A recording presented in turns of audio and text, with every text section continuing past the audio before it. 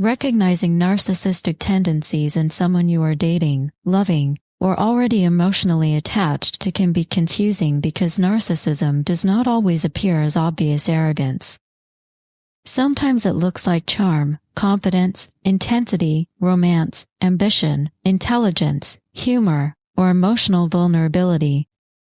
A person can tell sad stories about their childhood, cry about their own pain, describe how deeply they have suffered, and still show very little kindness when you are the one hurting. That is one of the reasons people stay confused for so long. They think, if this person can feel pain, maybe they must also be able to care about mine. But the real question in a relationship is not whether someone can feel their own emotions. The real question is whether they can recognize, respect, and respond to yours. Narcissistic tendencies exist on a spectrum. Not every selfish, emotionally immature, or inconsiderate person has narcissistic personality disorder. A clinical diagnosis can only be made by a qualified mental health professional, and even professionals look for long-term patterns across many situations, not one bad date or one selfish argument. Still, you do not need to diagnose someone in order to notice that their behavior is harming you. You do not need to prove that someone is a narcissist before you are allowed to say, this relationship feels cold, one-sided, unsafe, or emotionally painful.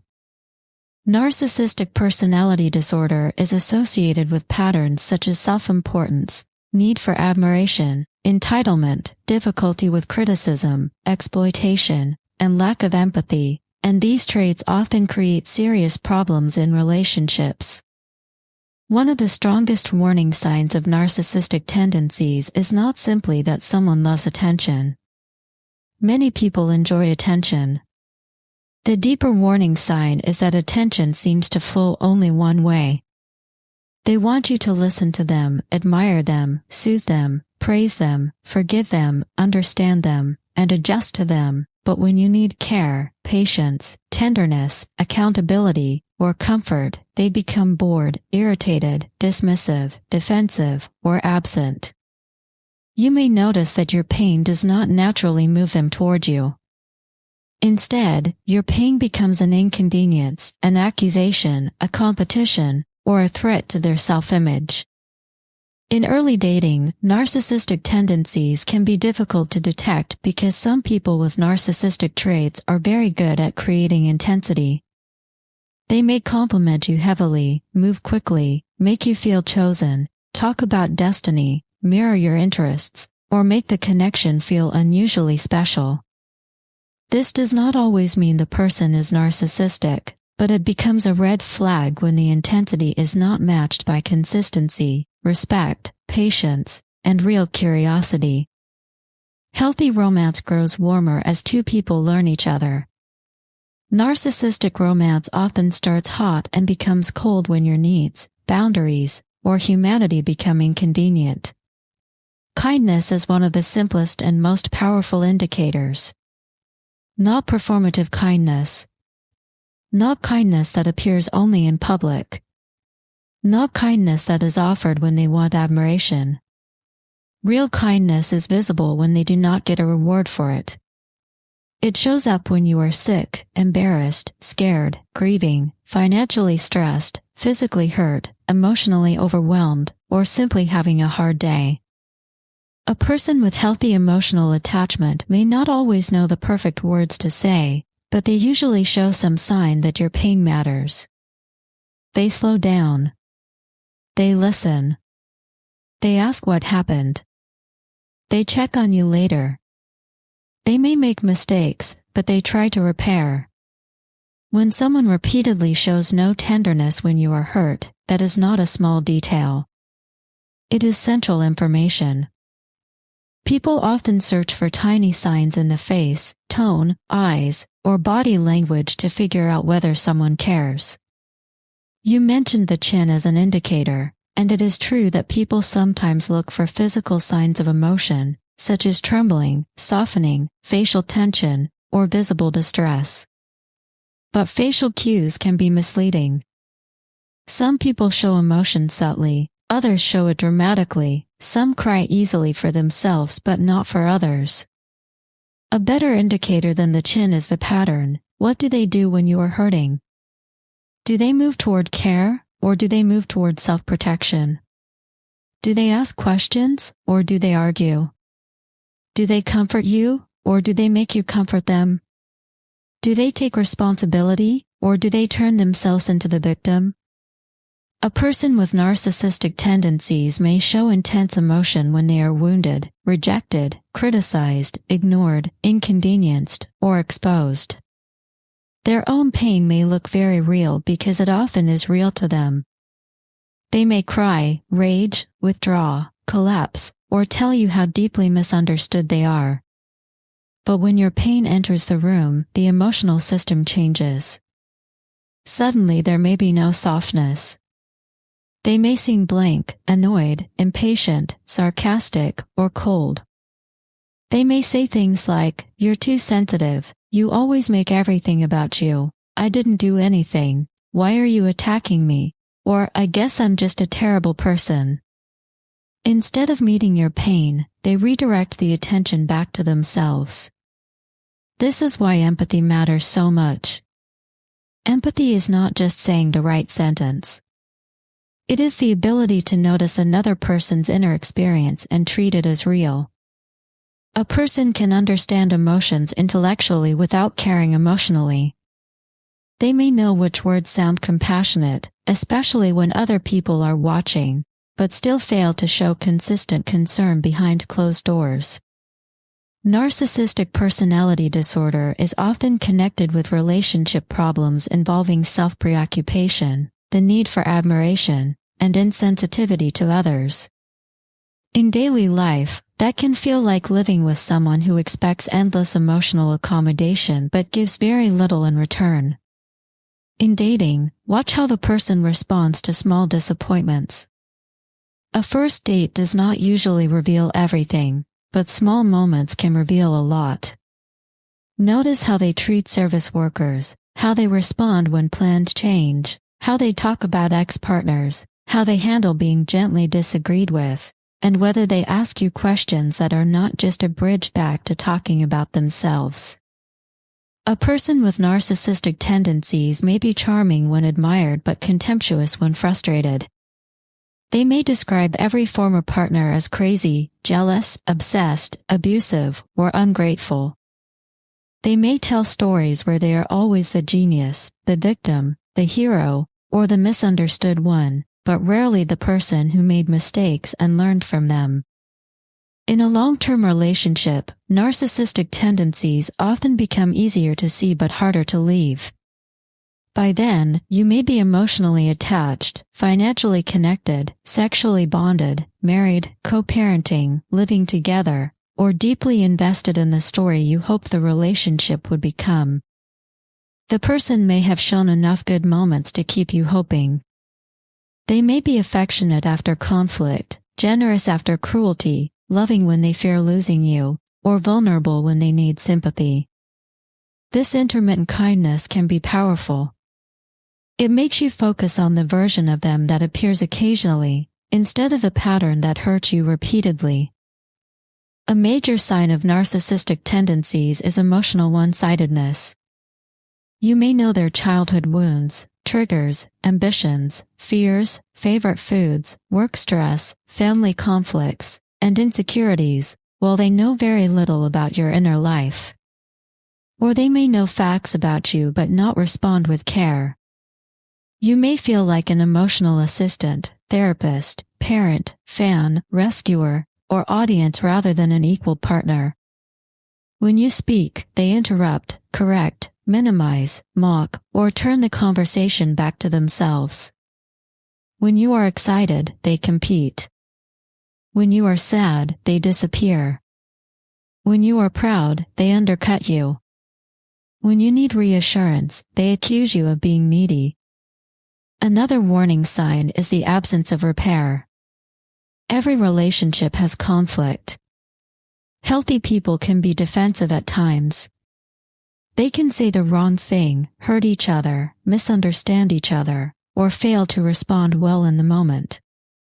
The difference is what happens afterward. A healthy partner can reflect, apologize, validate, change behavior, and care about the impact they had on you. A person with strong narcissistic tendencies may apologize only to end the conversation, regain access to you, protect their image, or avoid consequences. The apology may sound like, "I'm sorry you feel that way, I already said sorry, what more do you want?" Or, "I'm sorry, but you made me act like that." The focus remains on escaping accountability, not understanding your pain. Pay close attention to what happens when you set a boundary. Boundaries are one of the clearest tests of relational health. A caring person may feel disappointed by a boundary, but they try to respect it. A narcissistic person may experience your boundary as rejection, disrespect, betrayal, or control. They may punish you with silence, guilt, rage, withdrawal, mockery, accusations, or sudden affection designed to pull you back into compliance. If saying no causes the relationship to become unsafe, cold, explosive, or manipulative, that is important information. Love that only works when you abandon yourself is not healthy love. Narcissistic tendencies can also show up as entitlement. Entitlement means the person believes they deserve special treatment, loyalty, forgiveness, sex, attention, emotional labor, money, admiration, or access to you without offering the same level of respect in return. They may believe their stress is more important than yours, their time is more valuable than yours, their pain is deeper than yours, and their needs are more urgent than yours. They may not say this directly, but their behavior says it repeatedly. You are expected to understand them, they are not expected to understand you. Another painful sign is emotional invalidation. When you tell them something is emotionally, physically, or financially painful for you, they do not respond with care. They may challenge the facts, question your memory, mock your feelings, blame you, or turn the issue into a debate. Over time, this can make you doubt your own emotional reality. Emotional abuse can include put-downs, controlling behavior, gaslighting, and love bombing used as manipulation, according to the National Domestic Violence Hotline. Even if the person is never physically violent, repeated emotional invalidation can damage your confidence, nervous system, and sense of self. Gaslighting is especially confusing. It happens when someone repeatedly makes you question what you saw, heard, felt, or remember. They may deny saying something they clearly said, insist you are imagining things, call you unstable, or accuse you of twisting reality. In a narcissistic dynamic, gaslighting often protects the person from accountability. If they can make you doubt your perception, they do not have to face the harm they caused. You may start saving screenshots, rehearsing conversations, over-explaining yourself, or seeking external confirmation for basic reality. That level of confusion is not normal emotional safety. A person with narcissistic tendencies may also use your vulnerability against you. Early in the relationship, they may encourage you to open up. Later, the same painful stories may become ammunition. If you told them you fear abandonment, they may threaten to leave during conflict. If you told them you struggle with self-worth, they may call you insecure. If you shared financial stress, they may shame you. If you disclose trauma, they may use it to dismiss your reactions. Healthy intimacy protects vulnerability. Narcissistic intimacy often consumes vulnerability and later weaponizes it. In dating, one of the most useful questions is, how do I feel after spending time with this person? Not just during the high. Afterward. Do you feel calm, respected, seen, and more like yourself? Or do you feel anxious, drained, confused, obsessed, small, or desperate to regain their approval?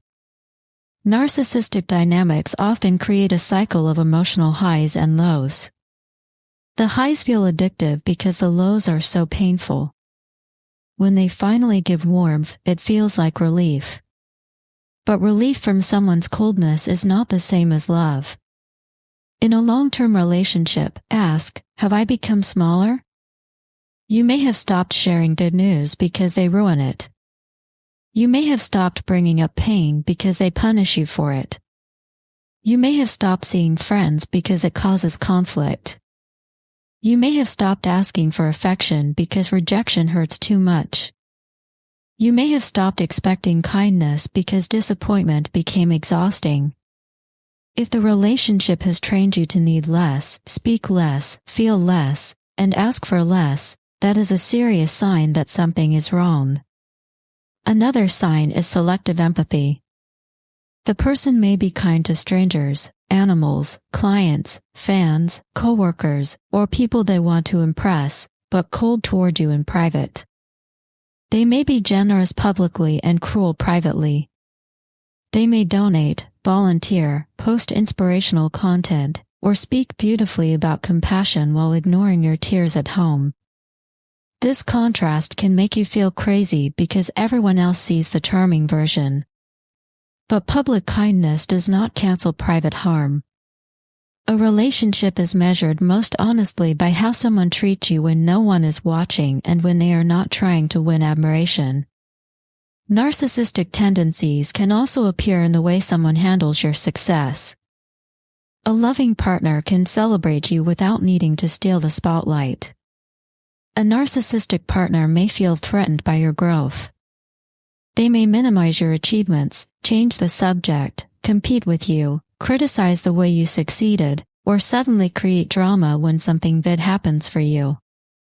If your joy regularly becomes their discomfort, and your competence seems to trigger their contempt, the relationship may be organized around their need to feel superior. Control is another important sign. Narcissistic control may not always look like obvious commands. It can look like moodiness, guilt, criticism, jealousy, financial pressure, sexual pressure, social isolation, or constant monitoring. They may frame control as love. I just care about you. I only get jealous because you matter, or I know what's best for you. But love does not require you to lose your freedom. The Office on Women's Health notes that domestic violence and abuse can begin gradually and may be difficult to recognize, especially when a partner also says they love you. Financial pain is another area where narcissistic tendencies become visible. If you suffer financially, do they care? If they cause financial harm, do they take responsibility? Do they use money to control you, shame you, impress you, or keep you dependent? A person does not need to be wealthy to be caring. Care can be shown through honesty, planning, fairness, and concern. But if your financial stress is ignored while their wants remain urgent, that imbalance matters. If they spend recklessly but blame you, borrow without repaying, sabotage your work, or make you feel guilty for needing financial stability, those are serious red flags. Physical pain reveals a lot too. When you are sick, injured, exhausted, pregnant, recovering, or scared, does this person soften? Do they help? Do they ask what you need? Or do they act annoyed that your body has interrupted their comfort? A partner who lacks basic care when you are physically vulnerable can make a relationship feel deeply unsafe. You may find yourself hiding illness, minimizing pain, or caring for them while you are the one who needs care. That is not emotional partnership. Romantic and sexual attachment can make narcissistic tendencies harder to see. Chemistry can feel like evidence of love, but chemistry is not character. Sexual intensity, deep eye contact, passionate messages, jealousy, or possessiveness can be mistaken for devotion. Real devotion is steadier. It includes respect, consent, patience, repair, emotional safety, and kindness when things are not exciting. If someone is romantic when they want access to you but cold when you need emotional care, the romance may be more about desire, control, or validation than love. A narcissistic partner may also make you feel responsible for their emotional state. Their anger becomes your fault. Their sadness becomes your assignment. Their insecurity becomes your problem to manage. Their jealousy becomes proof that you need stricter boundaries. Their shame becomes something you must soothe. Over time, you may become hypervigilant, constantly scanning their mood to prevent conflict. You may feel like peace depends on your perfect behavior. That is not intimacy. That is emotional survival. One subtle sign is that conversations about your hurt become conversations about their intention. You say, "That hurt me," and they respond, "I didn't mean it that way." Intention matters, but impact matters too. A caring person can say, "I didn't mean to hurt you, but I can see that I did." A narcissistic person often treats their intention as a complete defense. If they did not intend harm, they believe you have no right to feel hurt. This makes repair impossible because your pain is only considered valid if they agree with it. Another sign is contempt. Contempt can be obvious, like insults, eye-rolling, name-calling, mocking, or humiliation.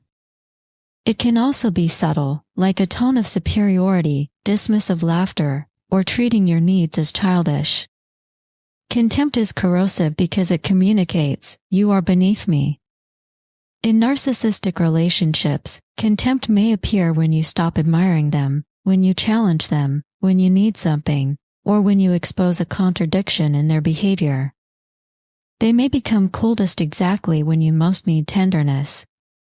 You can also watch how they respond to your boundaries around time and attention. In early dating, they may expect quick replies, constant availability, or emotional intensity before trust has been built. If you are busy, they may sulk, accuse, withdraw, or test you. In long-term relationships, they may resent your hobbies, friendships, rest, career, or private thoughts. They may want access to everything while giving you very little access to their true accountability. Healthy closeness allows two people to be connected and separate. Narcissistic closeness often demands possession. A common trap is trying to prove your pain in a way they will finally understand. You may explain more clearly, cry harder, find better words, send articles, compare examples, or wait for the perfect moment. But if the core issue is not misunderstanding but unwillingness to care, more explanation will not create empathy. You cannot communicate someone into valuing you if they benefit from dismissing you. Clear communication is important, but it cannot replace character. Another trap is confusing potential with pattern. You may think, "They can be so sweet, they had a hard childhood, they are stressed, they love me in their own way," or "they just don't know how to show emotion." Some of that may be true. But the question is not whether there is a reason for their behavior. The question is whether they are willing to take responsibility for it. Many people have trauma and still choose kindness. Many people struggle with emotions and still learn repair. Pain may explain behavior, but it does not excuse ongoing harm. It is also important to understand that someone can have narcissistic tendencies without being cruel all the time. This is why the relationship can feel so confusing. If they were cruel every minute, leaving might be easier. Instead, they may be loving after you pull away, generous after they hurt you, vulnerable after you confront them, or charming when others are present. You may start living for the good moments. But a healthy relationship is not defined by occasional kindness. It is defined by a reliable foundation of respect. When assessing narcissistic tendencies, look at consistency across time. One bad week is not the same as a long-term pattern. But if you repeatedly feel unseen, unheard, blamed, used, dismissed, or emotionally starved, the pattern matters. Ask yourself, when I am hurt, do they care? When I say no, do they respect it? When they harm me, do they repair? When I succeed, do they celebrate me? When I am vulnerable, do they protect that vulnerability? When I bring up a problem, do we move toward understanding or toward punishment? These questions reveal far more than labels. In long-term relationships, you may also notice that they rewrite history. They may deny promises, minimize betrayals, exaggerate your mistakes, or portray themselves as the long-suffering victim. They may remember every time you failed them but forget every time they failed you. They may demand forgiveness while refusing accountability. This creates an unequal moral world where your mistakes define you and their mistakes disappear. That is not mutual love. Triangulation is another possible sign. This means they bring other people into the emotional dynamic to make you feel insecure, jealous, inferior, or replaceable. They may compare you to an ex, flirt publicly, praise someone else to hurt you, tell you others agree with them, or use friends and family as proof that you are the problem. Triangulation keeps you competing for security instead of asking whether the relationship is healthy.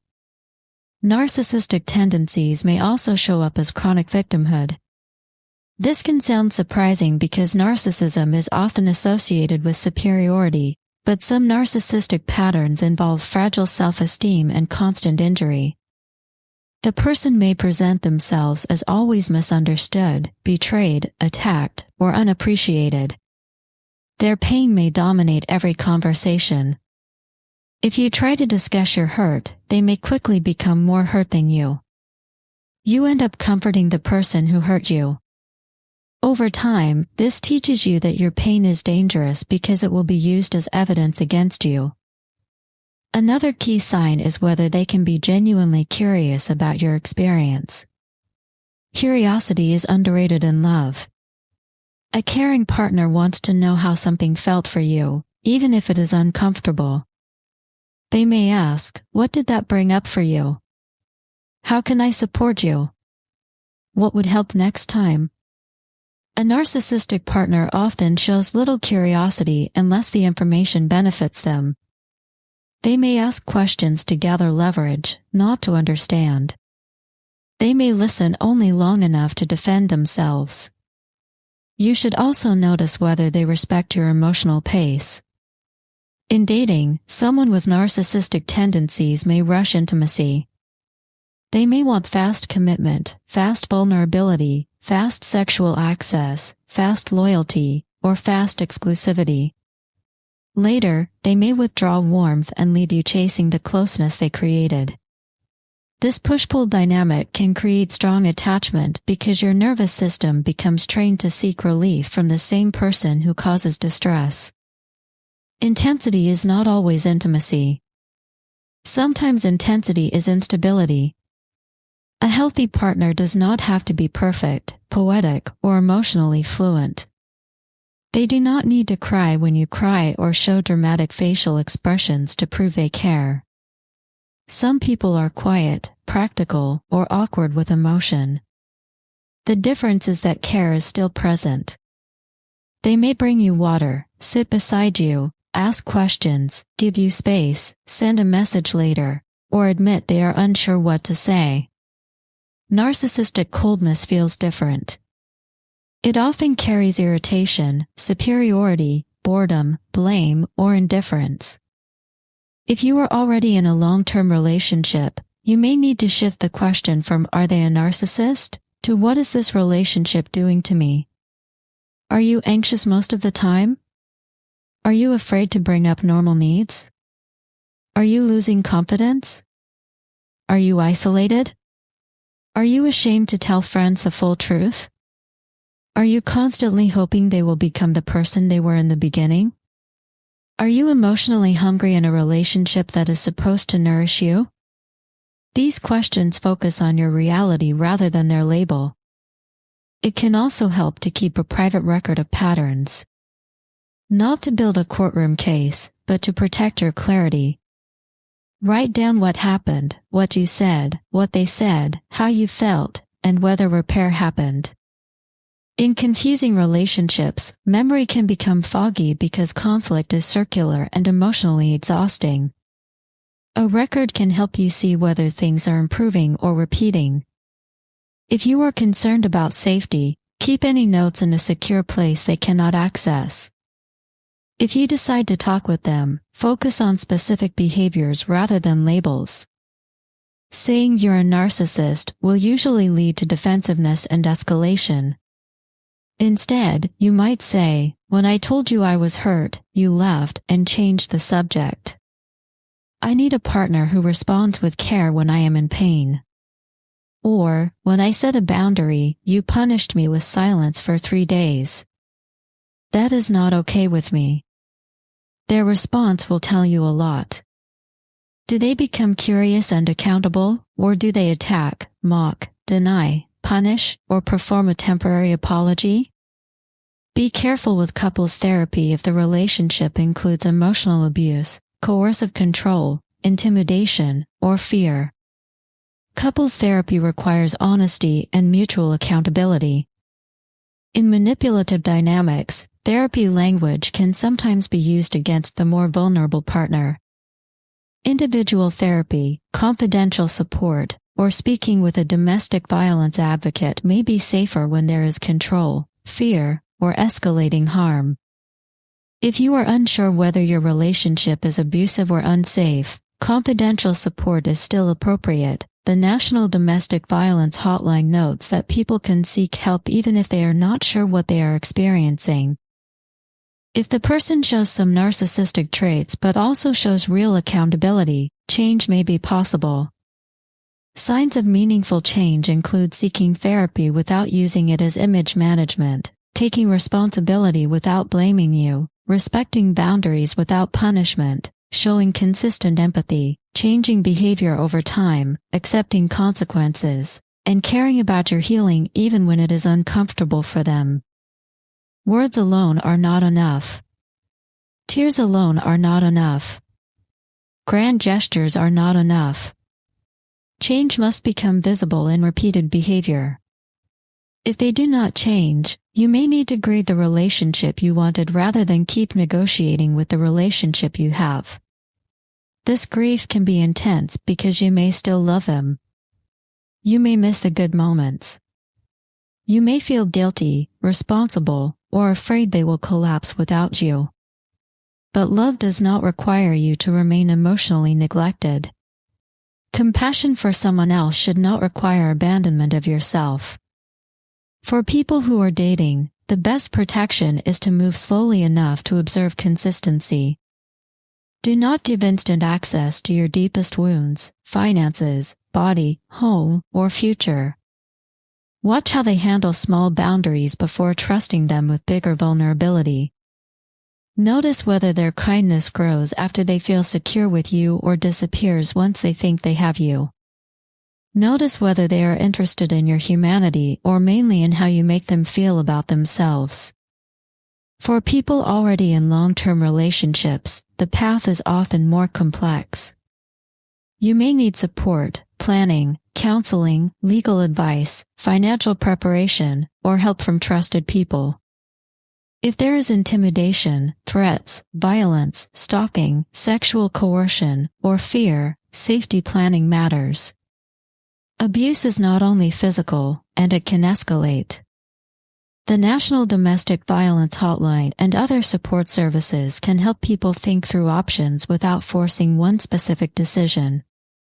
The most important truth is this: kindness is not optional in love. Emotional safety is not optional. Care when you are hurt is not a luxury. A person who wants the benefits of your love but refuses the responsibility of caring about your pain is not offering a healthy relationship. Whether the label is narcissistic tendencies, emotional immaturity, avoidant behavior, selfishness, or abuse, the impact on you still matters. You can recognize narcissistic tendencies by watching the gap between image and intimacy. How do they act when they are admired versus when they are challenged? How do they treat people who cannot benefit them? How do they respond when you are hurt? How do they behave after they harm you? How do they handle your boundaries, your success, your independence, your vulnerability, and your needs? The answers are usually in the pattern, not in one dramatic moment. If you are looking for a simple emotional test, it is this: in a loving relationship, your pain should matter to your partner even when they did not cause it, even when it inconveniences them, and especially when they did cause it. If someone repeatedly shows no kindness when you are emotionally, physically, or financially hurt, your body may already know what your mind is trying to prove. You are not asking for too much when you want tenderness. You are not too sensitive for wanting empathy. You are not needy for wanting repair. You are noticing the foundation of love. The healthiest relationship is not one where no one ever fails. It is one where both people care when they fail each other. It is one where pain is met with concern, not contempt. It is one where boundaries are respected, not punished. It is one where vulnerability is protected, not weaponized. It is one where both people can be human, imperfect, and still safe. If the relationship you are in does not allow that, the most important question may not be whether they are narcissistic. The most important question may be whether staying close to them is costing you your peace, your self-respect, and your ability to feel loved.